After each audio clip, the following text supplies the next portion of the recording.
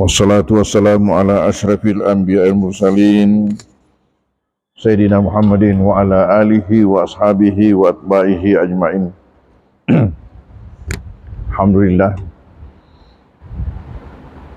atas rahmat Allah subhanahu wa ta'ala juala, maka pada subuh hari ini pengajian kita ini dapat berlangsung. Alhamdulillah.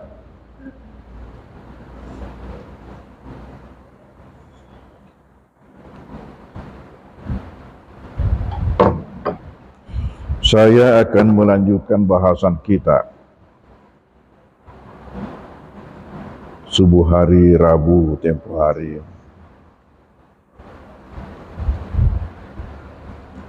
berkaitan dengan zakat.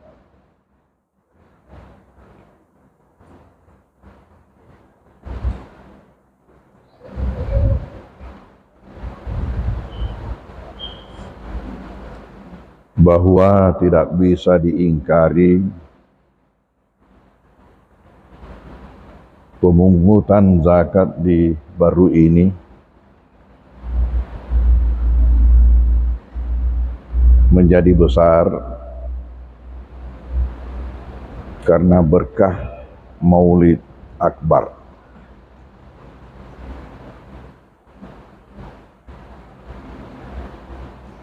Seperti yang telah kita bicarakan sebelumnya,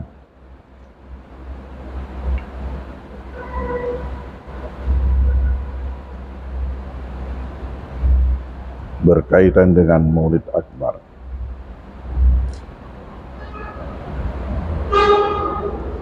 bahwasanya acara ini tidak lepas daripada apa yang diistilahkan sekarang dengan tablik akbar, yang dijadwalkan pada momen-momen tertentu yang dianggap penting dalam sejarah Islam, seperti bulan kelahiran Nabi, bulan Isra Mi'raj beliau, bulan turunnya Al-Quran, bulan hijrah beliau, dipilih untuk melaksanakan dakwah secara besar-besaran yang diistilahkan sekarang dengan tablik akbar.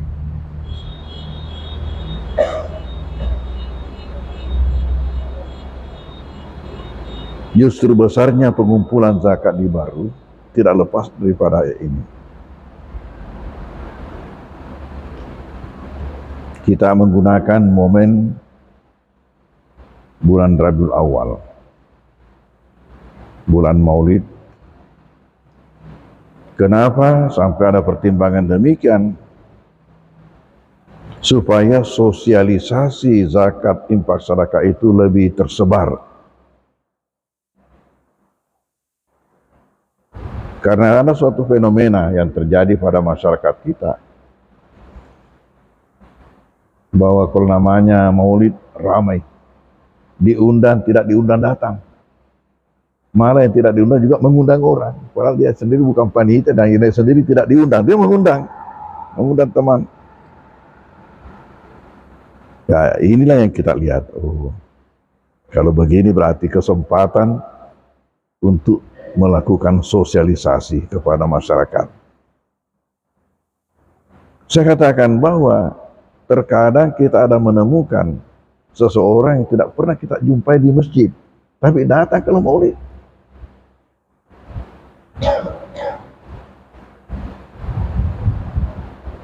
Ya untung saja kalau tidak menempati kursi di depan. Kalau di masjid, wah terus saf awal. Padahal kalau tidak ada Maulid, aku sorong-sorong ke depan. Tapi kalau ada Maulid, terus berlomba ke depan. Ya Allah. Nah ini momen ini yang kita lihat. Kalau begini barangkali kita bagus untuk memanfaatkan situasi ini, momen ini, untuk sosialisasi zakat infak sedekah. Dan justru berkah daripada itu, kita lihat.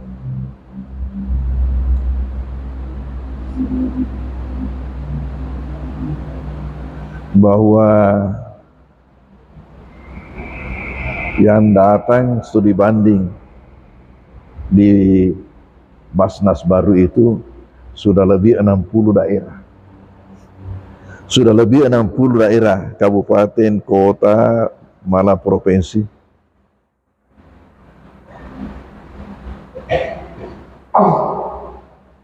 Dan ada di antara mereka itu yang bermalam. Yang bermalam. Yang dari luar daerah itu bermalam.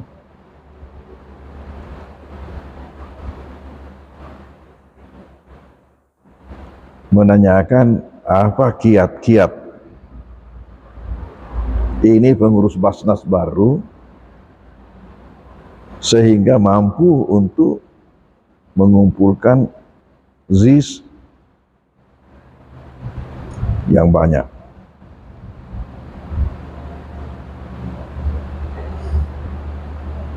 Seperti yang saya katakan tempo hari bahwa ketika muktamar konferensi zakat internasional dilaksanakan di Malaysia, di mana waktu itu bupati kita juga ikut sama-sama saya.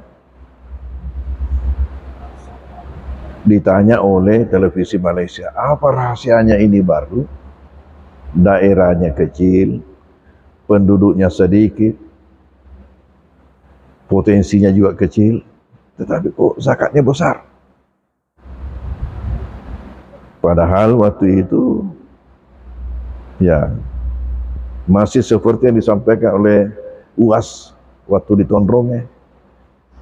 Selama saya memberikan ceramah katanya, tidak pernah saya menemukan daerah yang punya zakat seperti di Baru.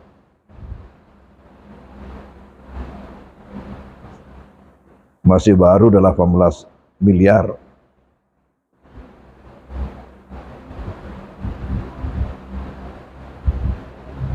Lalu apa jawaban bupati waktu itu? Ini katanya karena adanya trust, adanya kepercayaan. Tapi ini sebenarnya yang berat dibentuk oleh pengurus Basnas. Apalagi kalau pengurus yang baru, tidak dikenal oleh masyarakat. Oh, masyarakat mengatakan wait and see. Tunggu dulu kita lihat. Tunggu dulu kita lihat kinerjanya. Karena apa? Masyarakat sudah tua dibohongi. Sudah tua dibohongi. Sehingga perjuangan untuk menanamkan kepercayaan. Itulah sebabnya ketika Guru Ta pertama diangkat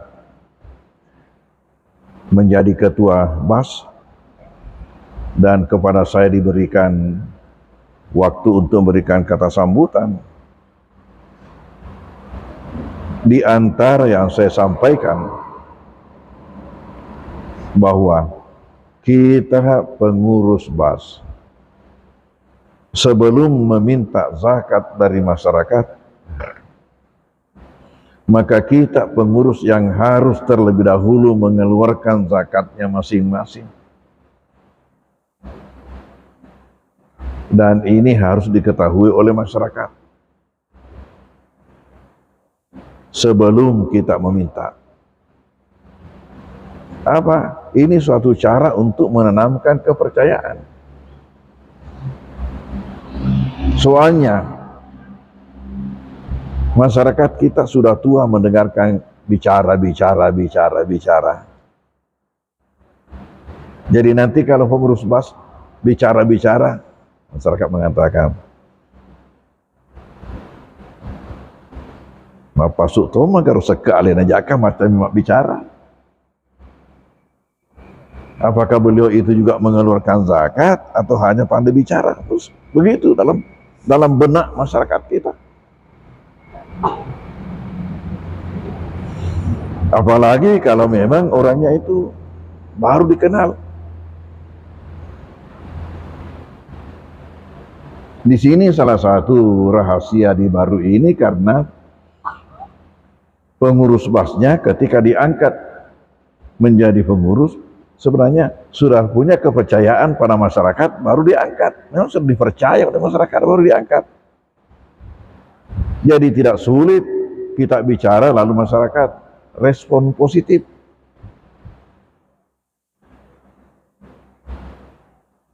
Dan itu meningkat terus.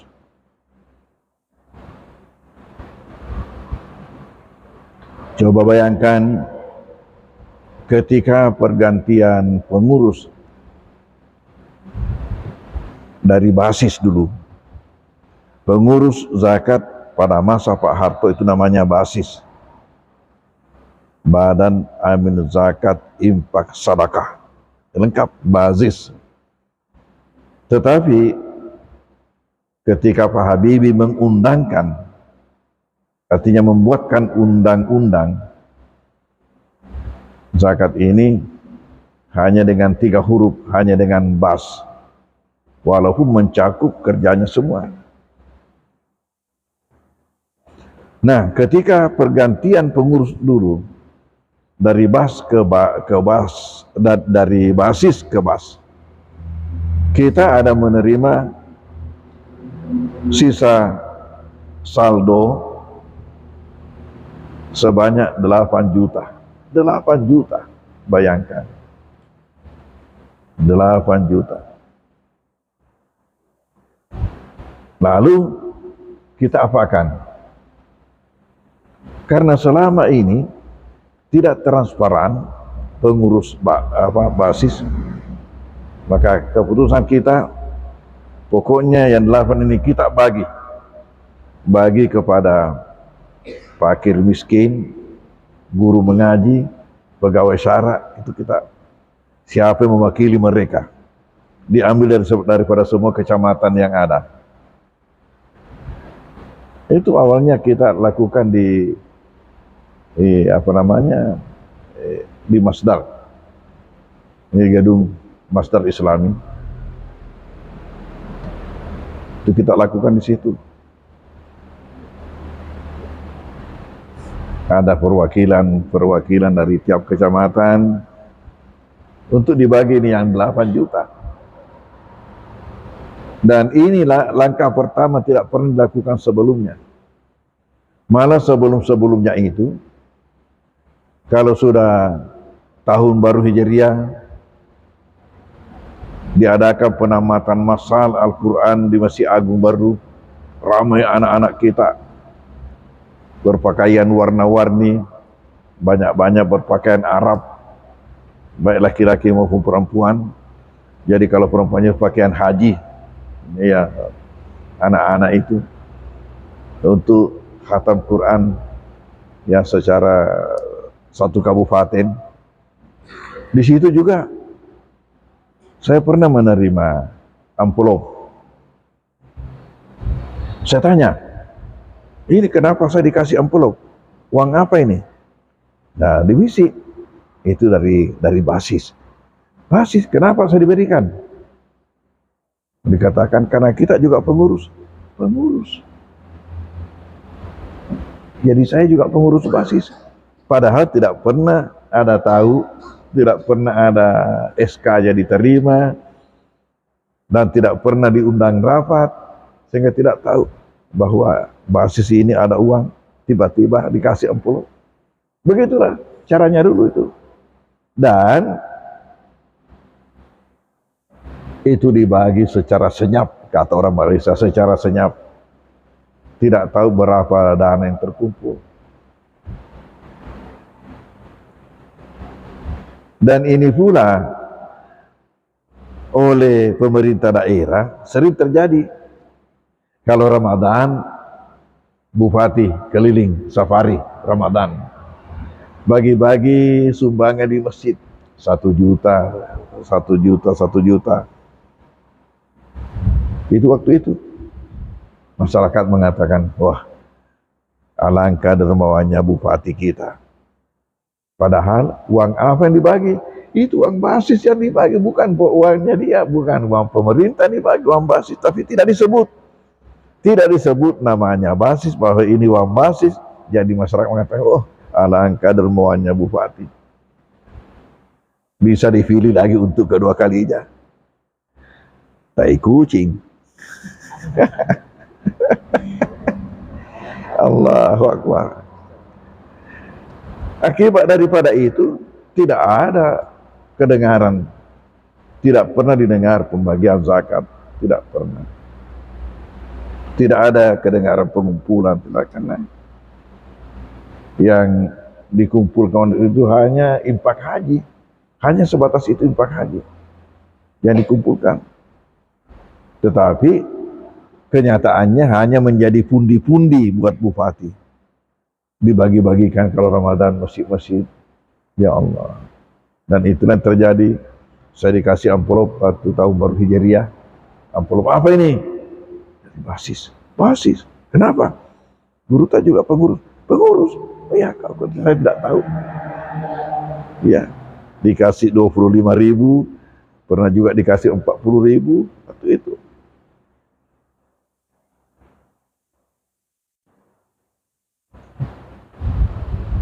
Tertutup. Makanya salah satu kebijakan kita harus terbuka, harus transparan. Makanya kapan diadakan Maulid Akbar, hikmah maulidnya ialah bagaimana zakat itu rahmatan lil alamin. Karena Nabi diutus adalah buat rahmatan lil alamin.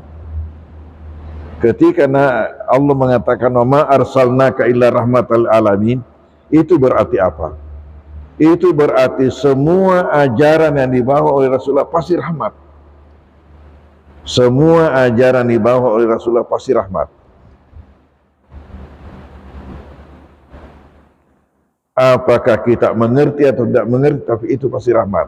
Kalau kita belum merasakan sebagai rahmat, itu hanya dua kemungkinan. Karena kita belum memahami, yang kedua, ataukah karena salah jalan.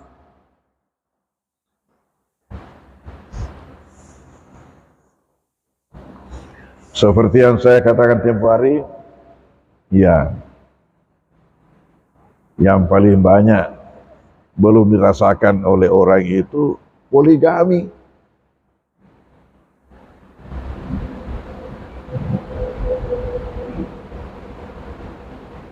Sampai ada teman dulu di Kairo, petinggi Departemen Agama, belum menjadi Kementerian Agama, masih Departemen Agama, petinggi Departemen Agama ke Kairo 1 tahun.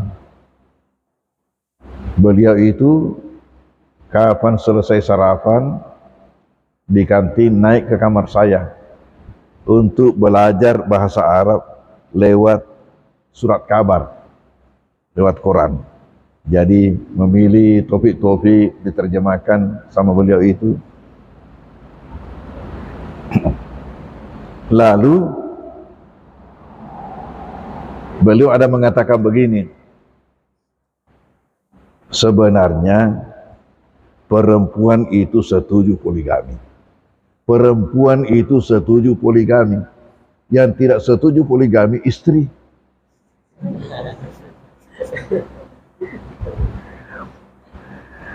Jadi dia bedakan antara perempuan dengan istri. Buktinya katanya kalau berpoligami kan perempuan yang dinikahi, perempuan juga yang nikah, berarti setuju perempuan itu poligami, yang tidak setuju istri. Saya tidak tahu apakah beliau masih hidup sekarang. Setelah kembali dari Kairo, ternyata beliau itu diangkat ya menjadi bosnya itu KUA. Itu bagian apa yang bosnya KUA itu? Direktur apa itu? Yang bosnya kepala kantor pusat agama. Ya Allah. namanya Sutarmadi. Ya, jelas orang Jawa. Nah, itu karena mungkin yang banyak poligami itu salah jalan. Salah jalan. Nah, beda dengan di Padang, saya katakan, di Padang saya diajak dulu untuk pulang dari Kairo, tidak usah ke Sulawesi, ke Padang saja. Di sana dijanjikan, pokoknya kalau mau kawin 4 siap. Weh, abalak Cina. Nah, sekarang pertanyaan, ya, jadi zakat ini karena belum dipahami, maka belum dilihat sebagai rahmat. Oleh karena itu perlu sosialisasi, dan perlu pembuktian. Itulah sampai saya dulu punya kebijakan bahwa kita pengurus basis terlebih dahulu yang mengeluarkan zakatnya sebelum meminta kepada masyarakat. Itu pembuktian dan transparansi terbuka. Jadi saya minta supaya pengurus ini ditulis namanya, dibuatkan daftar dan ditulis zakatnya masing-masing. Mulai dibuatkan kolom-kolom Januari, Februari, Maret, April, dan sampai Desember. Dan di situ setelah Desember jumlah kolomnya, jumlah setelah selesai kolom jumlah keterangan, ditulis namanya. Baru dilihat ini pengurus si A kapan mengeluarkan zakat, selama 1 tahun ini kapan mengeluarkan zakat, apakah tiap bulan, di situ dicatat di mana, ataukah per semester, ataukah per tahun, di situ dilihat. Lalu ujung-ujungnya jumlahnya berapa. Saya sendiri hanya sekali setahun, dan itu saya pakai nanti bulan Ramadan keluarkan sekali setahun. Jadi kosong itu Januari, Februari, mungkin kosong hanya 1 bulan yang berisi, tapi langsung di situ berapa banyaknya, dan itulah menjadi jumlahnya berapa. Nah, ini pengurus tidak semuanya wajib berzakat. Ada juga yang hartanya tidak cukup untuk wajib berzakat, tetapi tulis namanya. Di situ namanya transparansi, ditulis namanya. Jadi kosong Januari, kosong Februari, kosong Maret, kosong April, kosong sampai Desember kosong, jumlahnya kosong. Lalu keterangan yang berisi, keterangannya apa? Di situ mustahik. Oh, ternyata ini bukan tidak wajib berzakat, tetapi baru mustahik, masih menerima. Contohnya, kalau macam kamu masuk dalam staf di kantor, ditulis namanya, ya, baru mengeluarkan zakat. Ya, kenapa? Karena katakanlah gaji diberikan itu tidak cukup untuk dikeluarkan zakat, jadi kosong. Nanti ujungnya mustahik. Oh, ternyata kasihan ini belum wajib berzakat. Ini namanya transparansi. Dan karena itu, ya, belum lagi kalau sudah acara maulidnya. Kalau sudah acara maulidnya, maka fokus dibicarakan bagaimana zakat itu rahmat. Itu intinya. Supaya persepsi masyarakat berubah dari zakat merugikan ke zakat menguntungkan. Selama masyarakat melihat zakat itu merugikan, masih sulit keluar zakat karena rugi. Bagaimana zakat ini dikatakan rahmat padahal mengurangi uang saya. Uang saya 1 juta diambil lagi sebagian padahal saya mau cukupkan 2 juta. Kan begitu pikiran orang.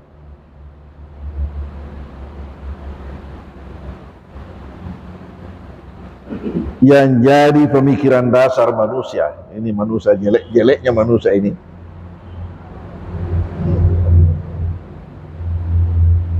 karena hanya mau menambah hartanya, tidak mau mengurangi. Itu jeleknya pikiran manusia, hanya mau menambah hartanya, tidak mau mengurangi. Sementara kalau diminta zakatnya berarti dikurangi ya. Maka ini harus dirubah. Persepsi harus dirubah bahwa zakat itu tidak mengurangi.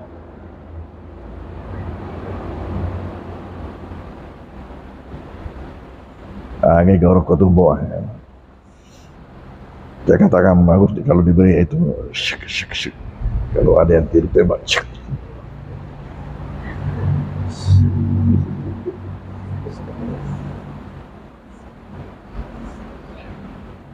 Memang yang berat itu ialah buat jadwal yang benar, kemudian disiplin. Saya tahu banyak dari kalian ini sangat-sangat terganggu oleh HP. Karena memperturutkan itu sudah sampai jauh malam diperturutkan. Baru tidur, akibatnya sulit untuk bangun. Setelah bangun dipaksa-paksakan ke masjid, tiba-tiba pengajian dipaksa-paksakan duduk. Ya, paham, ngangguk-ngangguk terus.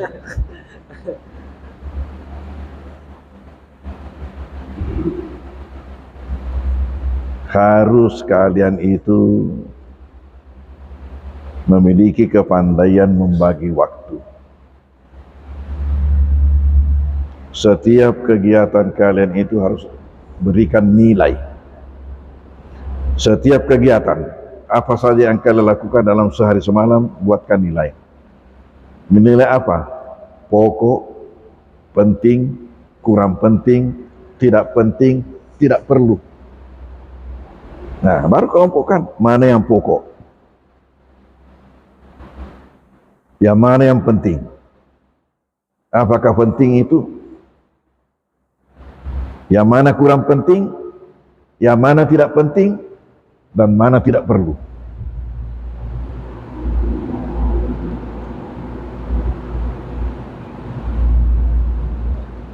Harus klarifikasi. Semua yang dilakukan dalam sehari itu. Yang mana yang pokok, yang mana yang penting, yang mana yang kurang penting, yang mana yang tidak penting, dan yang mana yang tidak perlu.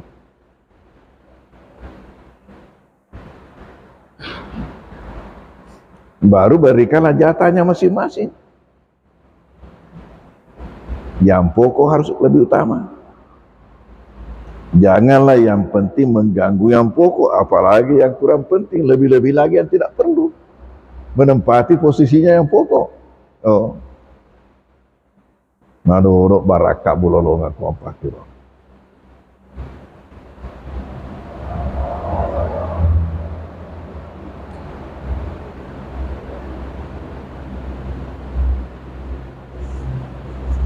Mengapa manusia itu hanya ingin menambah terus hartanya, tidak mau mengurangi? Mengakibatkan terkesan pada dasarnya manusia itu bakhil.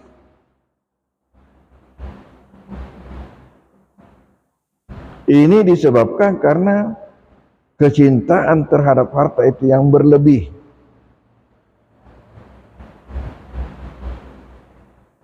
Kecintaan terhadap harta itu berlebih pada manusia. Ini sifat bawaan. Jadi pada dasarnya memang sifat bawaan manusia itu sangat cinta kepada harta. Al-Quran mengatakan apa? Wa tuhibbunal mala hubban jamma. Itu karakter manusia ini. Wa tuhibbunal mala hubban jamma. Kalian itu memiliki sifat mencintai harta dengan kecintaan yang berlebihan.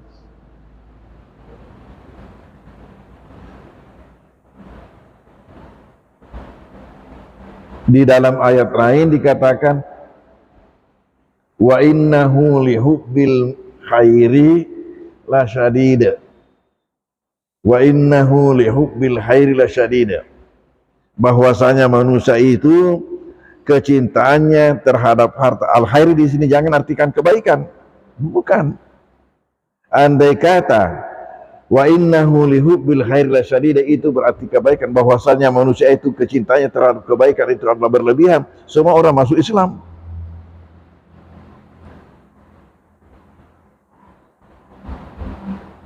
Semua orang itu suka menolong.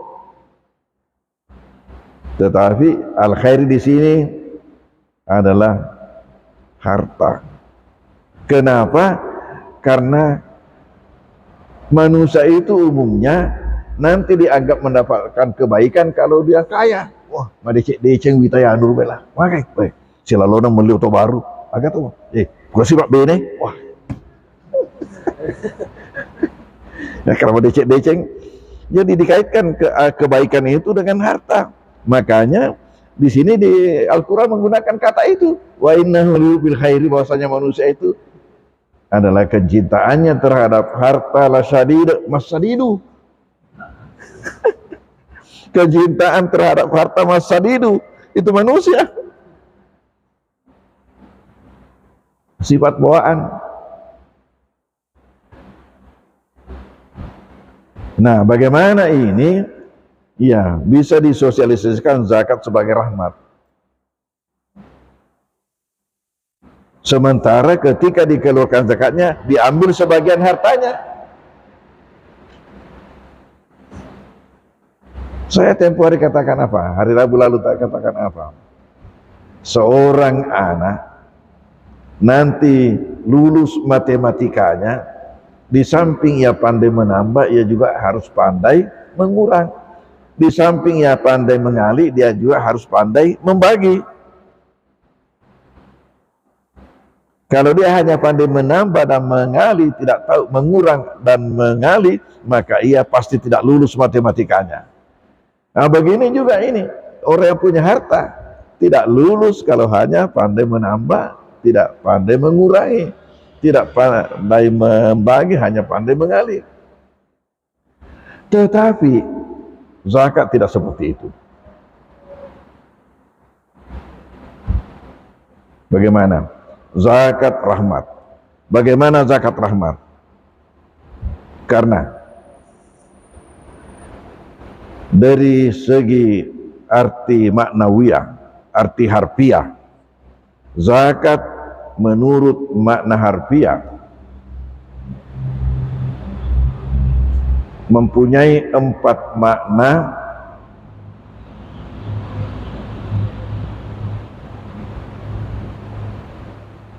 yang semuanya menunjukkan adanya rahmat.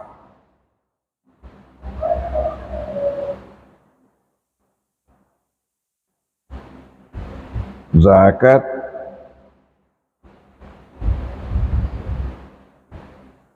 secara harfiah, menurut makna harfiah, arti kata, mempunyai 4 makna yang semuanya menunjukkan adanya rahmat.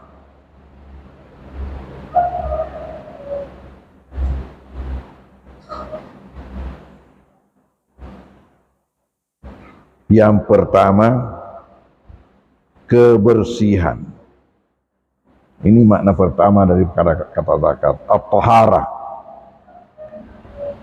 Al-makna al-awwal di kalimah az-zakat at-taharah, kebersihan.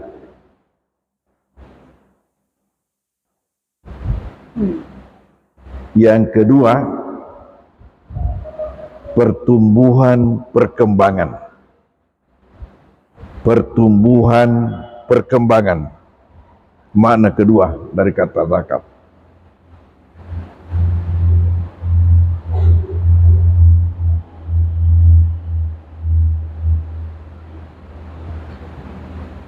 Yang ketiga, kebaikan, kemaslahatan.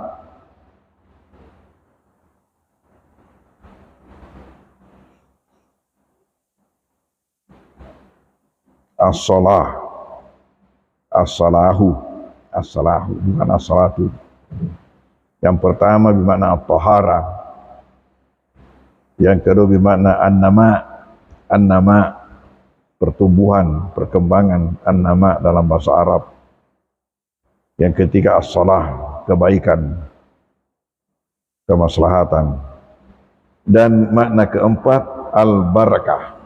Al-barakah, berkat. Makna keempat adalah berkah.